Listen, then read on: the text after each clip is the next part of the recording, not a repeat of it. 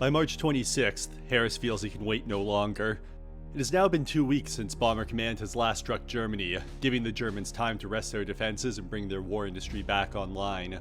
With the moon entering its waxing crescent phase, the next 2 to 3 weeks will see increasingly dark nights, ideal lunar conditions to hide British bombers from German night fighters. Despite almost solid cloud cover forecasted over much of Germany tonight, Harris decides to commit his force to carry out an oboe skymarking raid on a Ruhr city. Skymarking. The only means so far available to Bomber Command to mark a cloud cover target, Skymarking has only been carried out a handful of times by Bomber Command since oboe and H2S have come online earlier this year. With the target area completely covered by clouds, colored parachute flares will be laid above the aiming point by Pathfinder aircraft, upon which the main force bombers will conduct bomb runs. However, these colored parachute flares are vulnerable to being blown off target by the heavy winds present at higher altitudes, resulting in the bombing drifting away from the intended aiming point as the main force bombers aim at this moving target. So far, Bomber Command has little evidence with which to judge the accuracy of skymarking raids. As this type of Pathfinder marking is only employed when the target area is completely cloud covered, bombing photos taken by attacking aircraft have rarely shown any ground detail that would allow Bomber Command to plot where the bombs have actually fallen. While it is expected the accuracy of oboe is such that the sky markers will initially be placed quite accurately over the aiming point, the overall accuracy of the raid due to the drift of these flares may be poor. Despite this, Bomber Command decides to gamble on this method of pathfinding for tonight, a decision which reflects growing concerns that the window of opportunity to wreck the Ruhr industrial cities may be closing. Oboe, the only truly effective blind bombing aid Bomber Command has available to it, has been in use on a limited scale since January, and it's believed that only a few months of use remain before the Germans will learn how to jam it. H2S, though effectively unjammable, is of limited use over the Ruhr, as the closeness of cities and built-up areas in the Ruhr Valley makes identifying individual cities or aiming points extremely difficult for H2S operators. Oboe is the only effective bombing aid to attack the Ruhr with, and once jammed, the effectiveness of Bomber Command's attacks on the region will drop significantly. Compounding the technical perils are seasonal ones. The tilt of the Earth and its rotation around the Sun, which gives the planet its various seasons, will soon begin to significantly impact Bomber Command's nocturnal operations. The shortening of night as summer approaches will increasingly limit the number of hours of darkness Bomber Command will have available to operate within. By June, the nights will be so short that British bombers will only be able to reach targets in western Germany while remaining under the cover of darkness. With the number of possible targets available to Bomber Command reduced to such a small geographical area, Germany will be able to concentrate large numbers of flak and night fighter units in western Germany, making the defenses there even more formidable than they already are. Perhaps even worse will be the period of time between May and July, when an increasing amount of sunlight will reach and be reflected off the upper atmosphere at night, the result of the Earth's northern pole increasingly tilting towards the sun as the planet moves through its phases of orbit. This brightening of the night sky will create the conditions of an astronomical twilight, with the result being that British bombers will be silhouetted against the brightened night sky for attacking German night fighters. Night bomber losses have constantly peaked during the summer months, and a sustained bombing campaign against the heavily defended Ruhr Valley during this period will be bloody. Thus, Bomber Command is under pressure to attack whenever possible now, while oboe remains unjammed, while the nights remain long and dark, while the moonless periods are occurring, even if that means carrying out skymarking raids.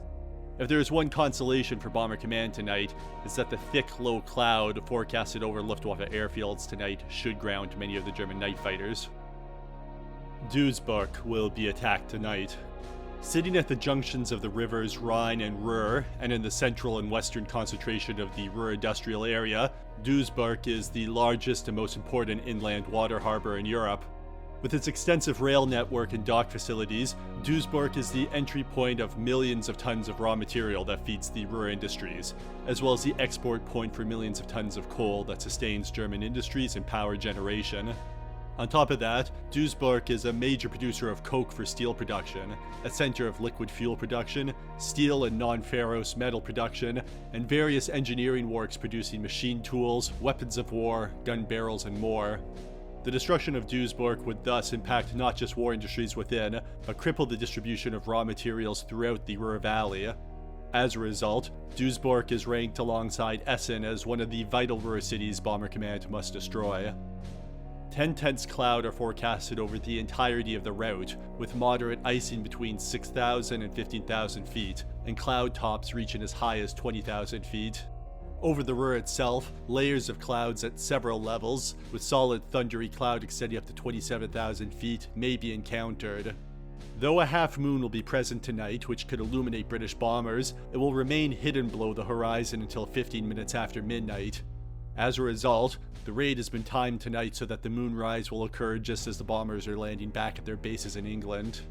Across England, the crews of 460 Wellingtons, Halifaxes, and Lancasters gather for tonight's briefings. Absent tonight are the Sterling Bombers of 3 Group, which cannot climb to altitudes high enough to fly above the clouds and spot the Skymarkers. Among the crews selected tonight is Ron Reed, who learns to his horror that he's been tasked to conduct special reconnaissance during the raid, a task which will require him to circle the target area and observe the results of the bombing. It's an unpopular duty, as few crews want to stay over a heavily defended target any longer than is necessary. Wherever you hung around in the Ruhr, you were over another town and the defenses embraced both. They were fierce everywhere, and growing more so. Once again, we were in the first wave after the Pathfinders, so we could expect the same warm reception we got in Essen. I decided that we should go in even a little more behind our own wave to be able to assess what had gone before. This would take us round the course, over and through the target, when hopefully the guns and fighters were still busy with the keen pilots pressing in on the front. We would follow in the relative calm behind, slip through quietly if possible, and observe. Also on the raid tonight is Sgt Hall and his crew from 426 Thunderbird Squadron, who now, having completed several mine lane sorties, are deemed ready for operations over Germany. Sgt Hall and his crew face steep odds of completing their tour. In just 2 months of operations, 426 Squadron has lost almost 1/3 of its aircrew on operations, including the squadron's original commanding officer.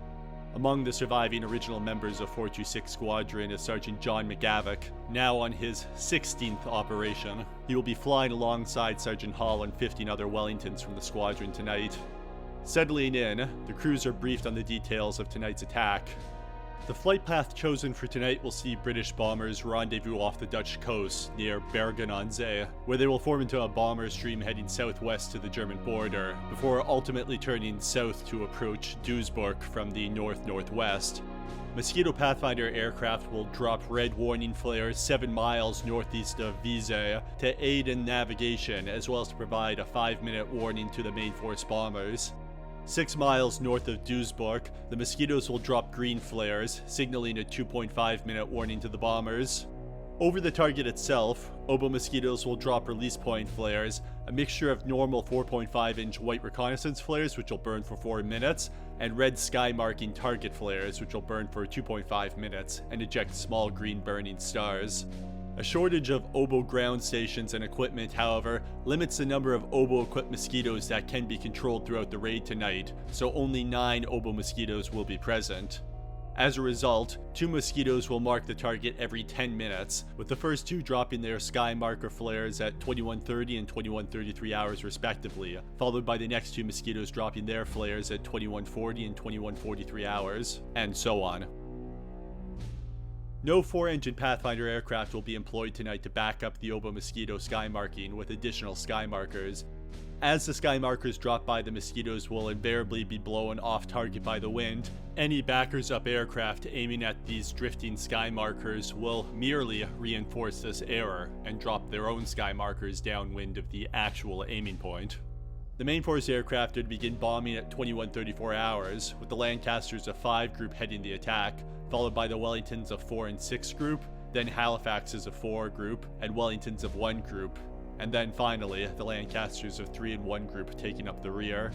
In order to reduce scattered bombing due to lateness or failure of Oboe Pathfinder aircraft, no bombs are to be dropped between 21:40 hours if no flares are seen. Aircraft arriving after all the Pathfinder flares have burnt out are to bomb on the greatest concentration of fires they can see through the clouds. No mine lane missions are ordered tonight, though 5 people groups from 91 Group will drop propaganda leaflets over France in an effort to give the freshman crews some operational experience before they join their squadrons. With briefings completed, crews head out to prepare for tonight's operation. As the sun sets in the west, searchlights at various air bases in England form cones, indicating the height of the cloud base for departing aircraft. As British bombers line up on the tarmac, engines roar and the bombers roll down the runway, heading for Germany.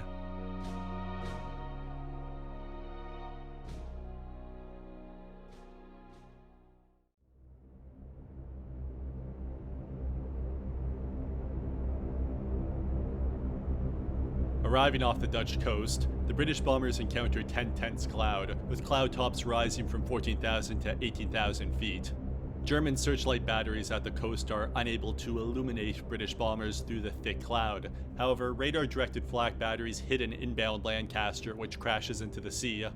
Low-level cloud over most German night fighter airfields and the dark moonless night badly hampers the German night fighter response tonight, though British bombers report 2 attacks and 14 approaches en route to the target. A rear gunner on a 403 Squadron Halifax near Wiese engages a Ju-88 night fighter, which is seen by the crew to peel off with one engine on fire before diving into the clouds. North of Duisburg, the red and green warning sky markers from the first Obo Mosquito goes down on time, guiding the bombers to the target. Arriving over Duisburg, the bombers encounter solid cloud cover with tops up to 14,000 feet. The Pathfinder plan immediately begins to falter as no sky markers fall over the target area for the first 11 minutes of the raid. As a result, many of the arriving bomber crews decide to drop their bombs based on their estimated time of arrival over the target area. The first sky markers are finally dropped over the target area at 21:41 hours, followed by another set at 21:48 hours. However, Obo equipment failure on Pathfinder Mosquitoes and unexpected jamming of Obo signals prevent 6 of the Obo Mosquito crews from dropping sky markers over the aiming point. As a result, only 4 Obo Mosquitoes lay sky markers over Duisburg between 21:41 and 22:09 hours, resulting in large gaps where no Pathfinder sky markers are visible. Instead, German decoy flares fired from the ground fill these gaps, fooling many of the bomber crews who consequently drop their bombs far away from the aiming point. Arriving at 21:50 hours, Ron Reed brings his Halifax over Duisburg. Ahead of him, a bomber comes under attack by radar-directed flak, while another bomber duels with the German night fighter.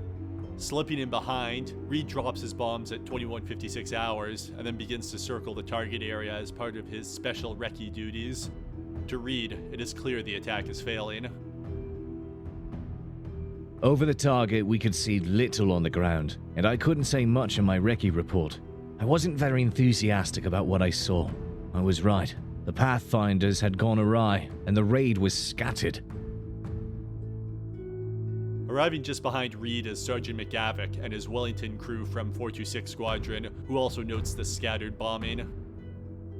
There was 10 tenths cloud cover over the target area, and we released our bombs on Pathfinder flares at 21:58 hours from 19,500 feet. The results could not be observed through the clouds. The target markers and bombing appear to be very erratic. As the last bombers arrive over the target, the remaining Pathfinder sky marker flares begin to burn out. With no target indicators to aim at, crews drop their bombs on the glow of fires visible through the clouds. During the raid, a 4-engine bomber, likely a Halifax, is seen to catch fire over Duisburg and plummets to the ground. By 22:35 hours, the last British bombers fly away. Returning to England, the anemic German night fighter response continues, with British bombers claiming only 2 attacks and 6 approaches by night fighters during the return journey. A Wellington of 166 Squadron is repeatedly attacked by an unidentified night fighter. The enemy aircraft was first sighted on the port quarter 1,500 feet up, at approximately 1,000 yards range, and carried out his attack from this position. Our rear gunner gave orders to his pilot to carry out a diving turn to port and opened fire at 600 yards range, managing to get in 3 fairly long bursts. The night fighter broke away down and underneath the Wellington at 300 yards range. The enemy aircraft was next seen on the port quarter, up from where he made his second attack. The rear gunner of our aircraft again told his pilot to complete a diving turn to port, and the fighter overshot and was not seen again. Crossing the Dutch coast, a Wellington of 429 Squadron is shot down by coastal flak. However, it will not be the final loss for the night.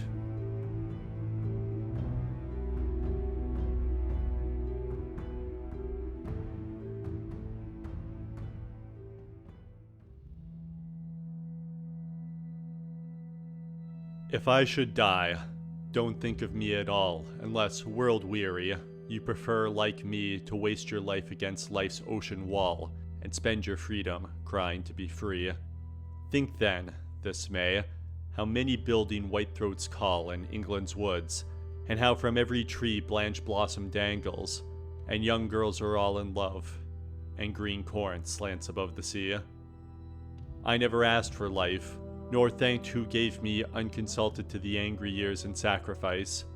My soul, not framed a slave, climbed to the clouds, and with those other brave, welcomed the bullets that belied all fears, the last long dive to death, and this, our grave.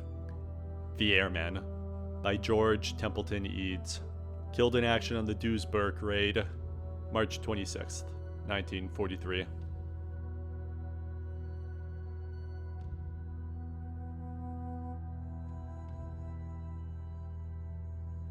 The attack on Duisburg is a failure, though this is not immediately clear to Bomber Command.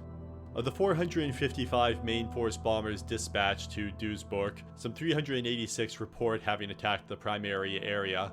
However, as none of the bombing photos taken by the main force bombers show anything but cloud, there is little evidence as to where most of the bombs fell. It's not until April 5th, when photographic reconnaissance photos are processed, that the results of the raid are known for sure. Little new damage is found in Duisburg, suggesting the bombing fell into the open countryside and towns and villages outside the city. At the Thysenwerk, located to the north of Duisburg, two large buildings in the northeast corner of the works are destroyed by high explosives and fire. Post-war investigation will show that the damage reduced steel production by 7,500 tons, or some 2.5% of the planned output for March. The failure of the Pathfinder plan is quickly identified as the main culprit for the failed attack on Duisburg. In particular, the unexpected jamming of oboe signals and other equipment failures prevented 6 of the 9 oboe mosquitoes from dropping their sky markers over the target area, resulting in large gaps where no target markers were present. Instead, the gaps were filled by German decoy flares, which successfully drew many of the bombers away from Duisburg to drop their bombs elsewhere. The jamming of oboe in particular is a major cause of alarm within Bomber Command. However, the jamming was only partial, limited to oboe signals operating in the 228 megacycle range. An investigation is begun immediately to identify the source of the jamming, to determine whether it is the Germans or some other source. If there's one consolation for Bomber Command, it's that the loss rate for this failed raid is extremely low. Overall, just 6 aircraft and crew failed to return from the raid, representing a loss rate of 1.3% of the attacking force. The German defenses, hampered by the thick cloud and dark moonless night, failed to inflict any significant losses on Bomber Command. Thus, the bomber force remains intact and ready to strike again. Yet, while the loss of 6 bombers barely impacts Bomber Command, it's a different story for the families of the men aboard. Sgt Eric Hall and his crew, flying their first operation over Germany, failed to return from the Duisburg raid when their aircraft crashes into the North Sea. Despite successfully sending out a distress call which was triangulated by radio direction stations in England, no trace of Sgt Hall and his crew are ever found by the boats and aircraft of the search and rescue group sent to look for them. Eric's sister Mary takes his loss especially hard. Already half-orphaned due to the untimely death of their mother just before the war began, Eric's loss comes just a few days after the death of a friend also flying with the Royal Air Force. Writing to her now only surviving brother, Reg. Dear Reg, I simply do not know how to write to you. By the time you get this, you will have had the cable giving you the dreadful news about Eric. There is nothing I can tell you much beyond what was in the cable. Regret to inform you that your son, Sgt Eric Hall, is missing from air operations on the night of March 26th. We had a letter from Eric on Friday, written on Wednesday. He said he'd been out the previous night and was on duty again that night. He said he had only 6 hours sleep and was feeling buggered. When he was over on leave, he told us that one fellow had been sent out 5 nights running and was lost on the 5th night. It is sheer murder. I never liked the sound of his squadron. It was a newly formed one, and the CO was very keen to get it a good name. Then, of course, he had a big shock this week when I had to wire him telling him that Ralph had been killed on Monday. I wish to God I hadn't, but it was a special request from Ralph's grandmother. She wanted Eric to come over to act as a bearer at the funeral. Reg, I simply cannot be brave about this. I am just broken up. Poor Dad. But he's trying to bear up really well. There is a slender chance, of course, that Eric may have bailed out, but I cannot feel much hope. I'm going to ask one of the aunts to come over. It is more than we can bear on our own. Mary.